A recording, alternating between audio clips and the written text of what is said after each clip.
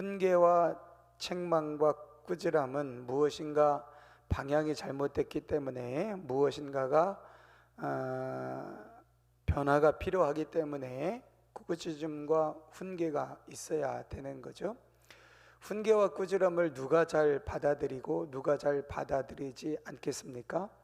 지혜로운 사람과 어리석은 사람이겠지만 내가 바꿀 필요가 없다고 인식하는 사람, 나는 잘못된 게 없다고 생각되는 사람, 나는 이렇게 살아도 큰 문제가 없다고 생각되어지는 사람, 나만 이렇게 사는 게 아니라고 생각하는 사람, 이런 사람들은 꾸짖음과 훈계를 통해서 자기를 바꾸거나 자기의 잘못된 것을 고치거나 수정하려고 노력하지 않겠죠.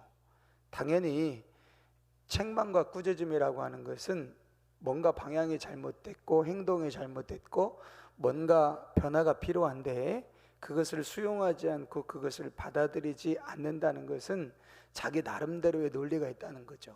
그러니까 나는 괜찮아, 나는 잘하고 있어, 나는 바꿀 필요 없어, 나만 그런 게 아니야 라고 하는 인식과 생각이 가득 차 있으면 꾸지람을 꾸지람으로, 책망을 책망으로 받아들이지 않게 되어진다라고 하는 거죠.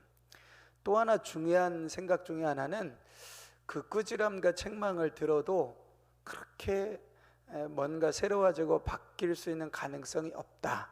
그러니까 난 뭐 그냥 크게 그렇게 그 꾸지람을 듣는다고 해서, 그렇게 한다고 해서, 그 책망대로 한다고 해서 뭔가 대단하게 나아질 것 같거나 뭔가 크게 달라질 것 같지 않아 라고 하는 생각을 갖고 있을 때에 꾸지람과 책망을 잘 듣지 않게 되어집니다. 무슨 말이냐면 책망과 꾸지람을 하는 중요한 이유 중에 하나는 그로 말미암아 다시금 소망을 갖게 하는데 목적이 있다라고 하는 거예요. 그러니까 잘 생각해 보시면 자식을 사랑하는 부모가 자식을 책망한다는 거예요. 자식을 꾸짖는다는 거예요. 우리가 흔히 그렇잖아요. 잘 되라고 책망하기도 하고 꾸짖는다고 흔히들 부모들이 이야기하지 않습니까?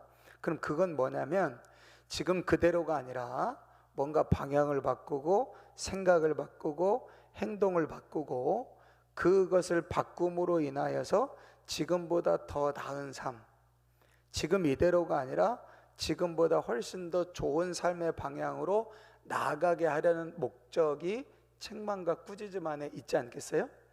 그러니까 그것을 다른 각도로 본다면 소망을 갖고 있기 때문에, 소망을 바라보고 있기 때문에 꾸짖고 책망을 하는 거죠. 근데 소망이 없어요. 쟤는 소망이 없다. 기대하는 것도 없고 소망하는 것도 없고 바라는 것도 없고 원하는 것도 없고, 그러면 잘못을 하든 잘못을 하지 않든 뭐 하지 않겠어요?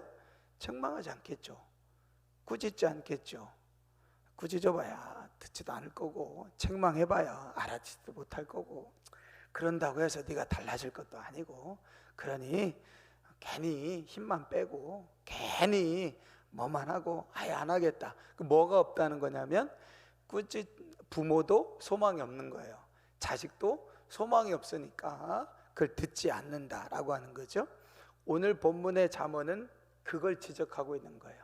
그래서 12절에 보니까 소망이 더디 이루어지면 그것이 마음을 상하게 하거니와 소망이 이루어지는 것은 곧 생명나무니라.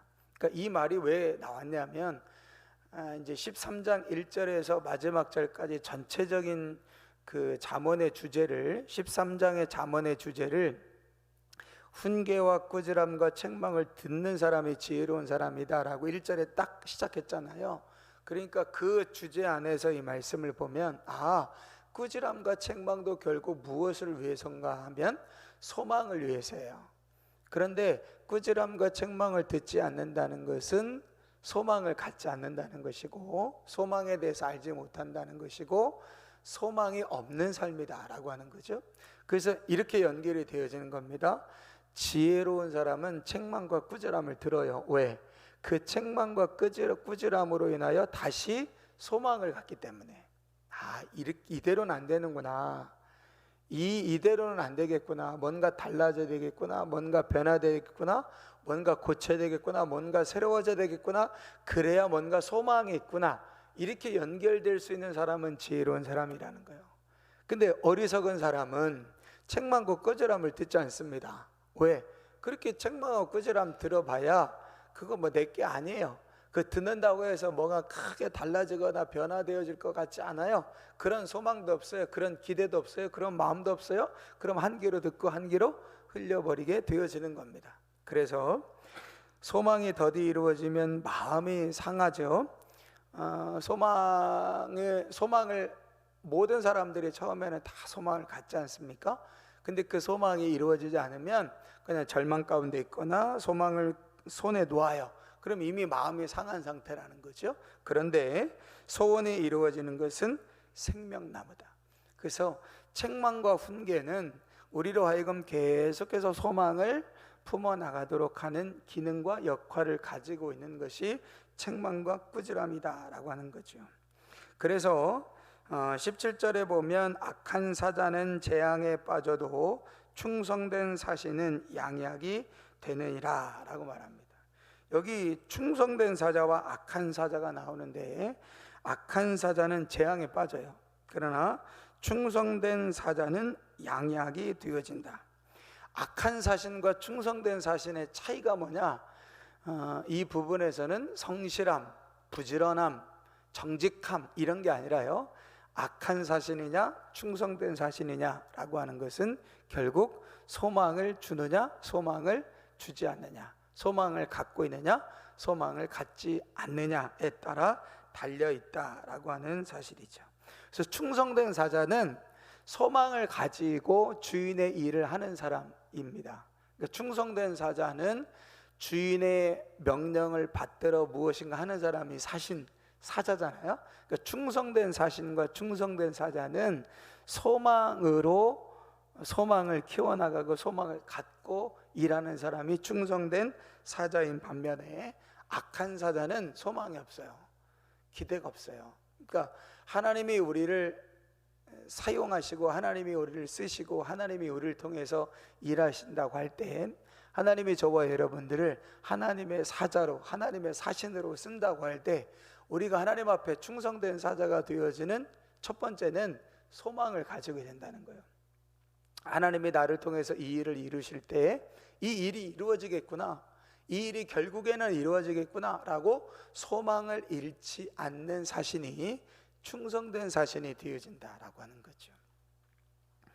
지혜 있는 자의 교훈은 생명의 샘이지만 사망의 그물에서 벗어나게 합니다. 그래서 책망은 우리를 지혜의 샘으로 인도해서 결국 우리를 사망의 그늘에서 벗어나게 해요. 사망의 그늘이라고 하는 것은 소망이 없는, 절망 가운데 있는, 절망과 좌절에 매여 있는 삶을 의미하는 겁니다. 그래서 책망이라고 하는 것은 우리를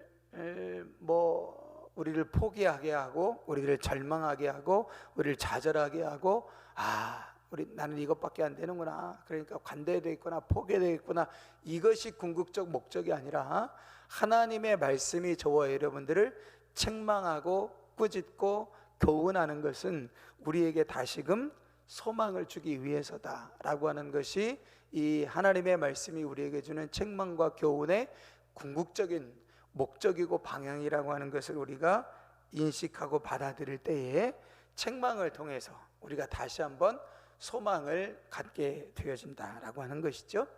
우리가 얼마나 하나님의 말씀을 교훈과 책망과 바르게 함과 의로 교육하기에 유익한 말씀으로 우리가 균형 있게 듣고 있는가. 음식도 우리가 편식을 하면 안 된다 그러잖아요. 골고루 먹어야 된다고 그러잖아요. 하나님의 말씀은, 모든 성경은 하나님의 감동으로 되었어요. 그래서 교훈, 책망, 바르게 함, 의로 교육하는 역할을 가지고 있지 않습니까? 하나님의 말씀이 다 우리를 지지하고 위로하고 격려하고 축복하기만 하는 것이 아니라 때로는 우리의 삶을 책망하는 거예요. 야, 그대로 가다가는 소망이 없다, 그대로 가다가는 변화가 없다. 그대로 가다가는 아무것도 남지 않는다. 그대로 갔다가는 아무 열매도 없다. 그러니 돌아서라. 그 방향에서 돌이켜라. 그 행동을 고치고 그 생각에서 돌아서라 라고 하나님이 우리에게 권면하기도 하지만 때로는 우리를 강하게 책망하시기도 하죠. 그때 그렇구나, 내가 잘못하고 있구나, 내가 지금 틀렸구나, 내가 지금 뭔가 잘못 생각하고 있었구나, 이대로 가다가는 소망이 없구나, 이대로 가다가는 아무 열매가 없구나, 그래 다시금 생각과 행동과 삶의 방향을 바꿔서 소망의 길로 나아가야 되겠다. 하나님의 말씀이 책망할 때에 내가 방향을 바꾸면 다시 소망이 있구나 하고 그 소망을 향하여 나아갈 줄 아는 사람이 지혜로운 삶이고, 그 지혜로운 사람만이 하나님 앞에서 충성된 사신으로, 충성된 사자로 설 수 있다라고 하는 것을 오늘 우리에게 말씀해 주고 있습니다. 소망이 더디 이루어지면 마음이 상하지만 소원이 이루어지는 것은 곧 생명나무입니다.